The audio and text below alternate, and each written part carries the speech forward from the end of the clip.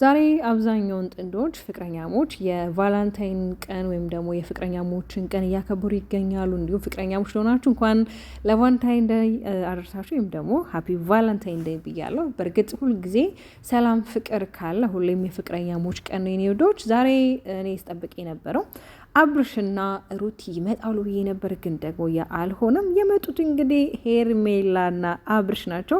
እውነት በጣም ነው የሚያናደው። እንግዲህ እነሱ እንጆ እያረጉ ፈታ እያሉ እንግዲህ ከካሜራ ጀርባ በጣም ብዙ እንግዲህ ዘና ፍትትትት እያሉ ነው። ይሄ ደግሞ እንግዲህ ያው እኛ ስለ ጮሆን እኛ ስለተናገረ ምንም የሚፈጠረው ነገር የለም። ለምን ያው እኛ ከሩቲ ጋር አብሮ እንዲመጣ ነበር የምንፈልገው፣ ግን ደግሞ ያ ይሆን አይደለም። እኛ ስራችን ነው፣ እናንተም አውሩ ምን አገባን አይነት ነገር ነው የሚመስለው። እና አብርሽ እውነት እኔ በጣም እያናደርከኝ ያለው ለመስራት እንደማትይዝ ለምን እንደማታድብ አላውቅም። ትላንትና እንግዲህ እንድትታረቁ ሰላም እንድትፈጥሩ ዴቭ የራሱን አስተዋጽኦ ሲያደርግ ነበረ። ሩታም እንግዲህ ከዚህ በኋላ አብረን መኖር እንችላለን ሰላምን አወርዳለሁ ብላ፣ አንተ ደግሞ አይ ብለህ ካሻፈሬ ብለሃል። ለምን ይሄኛው ያለህበት ሁኔታ ተመችቶሃል፣ ይሄኛው ያለህበት ነገር በቃ ወደከዋል። ስለዚህ ወደ ሩታ መመለስ ነው ወይ አትፈልግም ማለት ነው። ግን ደግሞ ነገ ላይ እንዳትቆጭ፣ ነገ ላይ እንዳትዘጸት፣ ነገ ላይ እውነት እንዳታዝን። ነገ ማዘንክ አይቀርም በዛሬ ውሳኔክ ማለት ነው።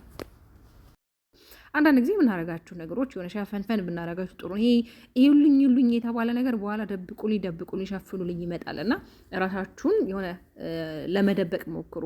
የምታስታውሱ ከሆነ ከዚህ በፊት ኩሪፍቱ ከሩቲ ጋር ሲዝናኑ በቃ አላደለ ይሄ የሴት ልጅ ጨዋ ልጅ አለባበስ ነበር ለብሳ ቁምጣና ከላይ ቸርት አድርጋ ዋና ባኞ ምናምን ነገር ፎቶ ፖስት አድርገው ያየ ነው እና እንዲሁ ቪዲዮ ማለት ነው።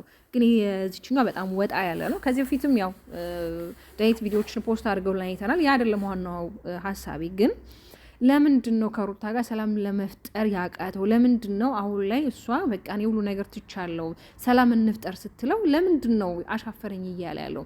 በነገራችን ላይ ጊዜ ወስዶ ቢያስብበት መልካም ነው። ለምን ሄርሜላ የራሷ ላይፍ፣ የራሷ ትዳር፣ የራሷ ልጅ እንዳላት ትላንትና ሶሻል ሚዲያ ላይ ልጇ እንደመጣች ከባክግራውንዷ ብዙ ነገር እንዳለ አብርሃም የሚያውቀው አሁን ላይ ያለውን ፊዚካሊ በቃ አሁን ላይ የሚያውም እንጂ ባክግራውንዷን እኔ በደንብ የሚያውቅ አይመስለኝም። እና በኋላ ማልቀስ እንዳይመጣ እውነት እዩኝ እንደተባለ ደብቁኝ እንዳይመጣ። ስለዚህ ቆም ብለህ ብታስብበት ምንም ቢሆን ሩቲ በጣም ከአንተ ጋር በጣም ብዙ ቻሌንጆችን ያሳለፈች በጣም ብዙ ነገሮችን ያደረገች አንተ ዛሬ ላይ ለመቆም ዛሬ እንድትታወቅ ዛሬ አብርሽ እንድትባል በሶሻል ሚዲያ ላይ ያደረገች ሩታ ነች። ምንም ጥርጥር የለውም። አዎ ብዙ ነገር አሳልፋችኋል ማለት መጥፎ ነገሮችን አሳልፋችኋል። ግን እነዛ መጥፎ ነገሮች ደግሞ በመልካም ነገሮች ይሸፈናል። ሁልጊዜ የሰው ልጅ አጠፋ ብለን ሁሌ በጥባቱ እንኳን አንወቅሰውም። መልካም ነገሮችን እያየን አይ እንዲህ እኮ ነበር ብለን እንድንል ያደርጋል አይደለም።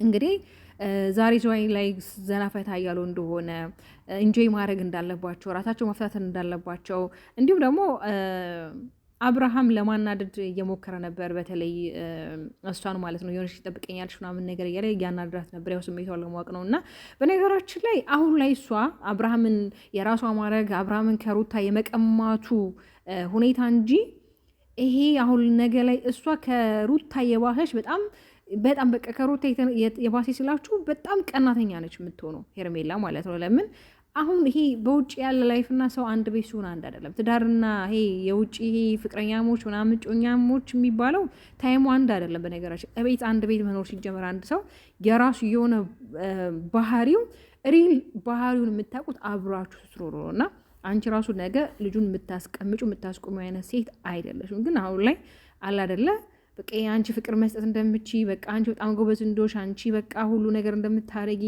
ሴትነት ምን መሆንን በቃ ሴት ማለት ወንድ ልጅ እንዴት መያዝ እንዳለባት በተለየ አጋጣሚ ትናገሪያለሽ። እና በእርግጥ አንዳንዴ ከምንናገር ነገሩን መሬት ላይ አውርዶ ነው ማሳየት መልካም ነው። በእርግጥ እኛ ሁሉ ላይ አንቺ ላይ እንፈርዳለን እንጂ ለሁሉም መሰረት ለሁሉ ተጠያቂ አብርሃም ነው። ለምን እሱ ፈቅዶና ወዶ እስካረገ ድረስ እኛ እዚህ ጋር መናገራችን አንዳንዴ ዋጋ ያሉ ለምን አንቺ እሱ በሰጠሽ መንገድ እሱ በሰጠሽ ነገር ላይ ነው እየተራመድሽ ያለሽው።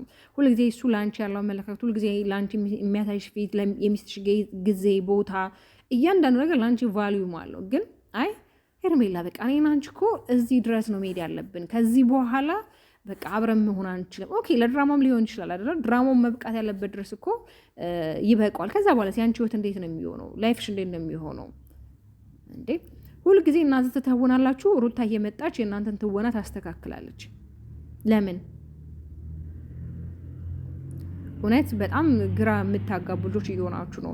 በተለይ እኔ በጣም ግራ እየተጋባ ያለሁት ነገር ቤተሰብ በእናንተ ዙሪያ በቃ እፍዶን የሚያየው ነገር በቃ እናንተን ሰላም ለመፍጠር እዛ ጋ ወደዛ ወደዚህ ይላሉ። እናንተ ደግሞ ያንን ሰላም አትፈልጉትም።